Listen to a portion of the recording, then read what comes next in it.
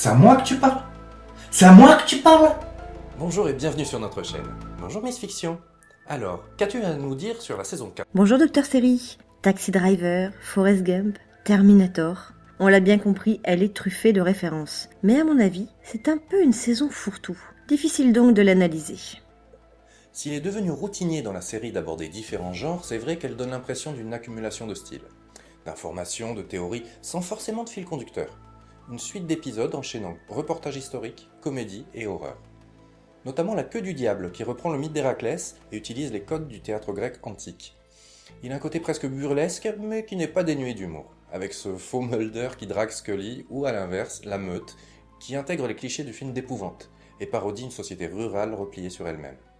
Cette saison est beaucoup plus dans la description. L'épisode 7, L'homme à la cigarette, est le plus significatif puisqu'il réécrit carrément l'histoire, en passant par l'assassinat de Kennedy, celui de Martin Luther King, ou le meurtre du seul survivant d'un crash d'OVNI en référence à Roswell.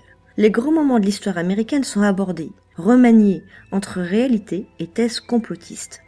Tournés de façon très documentaire, mais avec toujours en toile de fond le romancier, l'écrivain qui y apporte sa touche de fiction.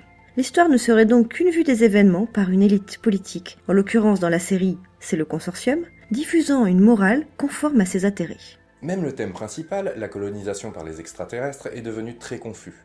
Avec tous ces types d'aliens, on s'y perd complètement. Miss Fiction, est-ce que tu peux nous expliquer tout ça?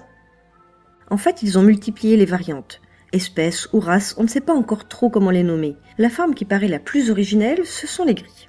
Ils pratiquent l'enlèvement et l'hybridation, mais pour l'instant, ils n'ont pas l'air d'avoir d'autres contacts avec notre espèce. Ensuite, il y a les métamorphes, qui collaborent avec le consortium. On ne peut qu'au souligner leur ressemblance avec Terminator, par leur force et leur invulnérabilité. Ils semblent également posséder de nombreux pouvoirs, dont celui de guérir par simple imposition des mains.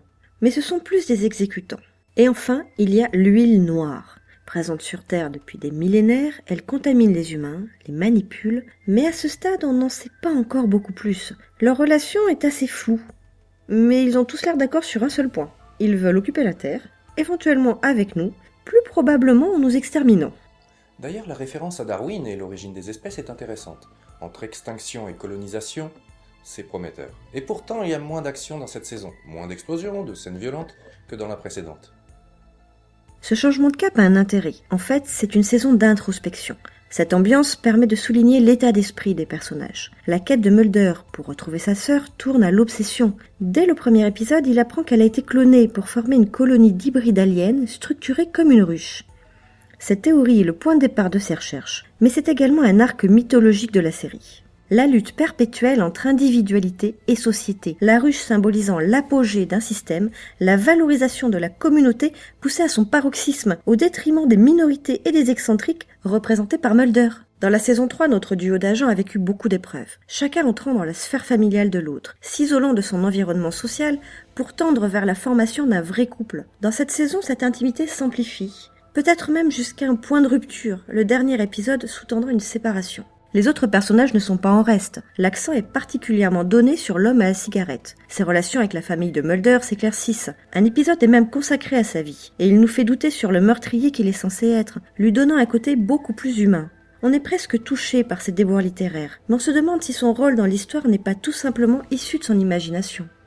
Et le signe distinctif du fumeur, sa cigarette, est enfin compréhensible. Elle a une valeur symbolique, une clope pour une mauvaise action. Un écran de fumée entre l'homme et ses actes. Au travers de toute cette analyse en profondeur des personnages, la saison pose une question essentielle à la poursuite ou non de la série. La vérité est-elle ailleurs ou en soi? C'est donc une saison qui mérite vraiment d'être vue, et qui se termine de façon très énigmatique, avec ce nouveau tagline « Believe the lie ».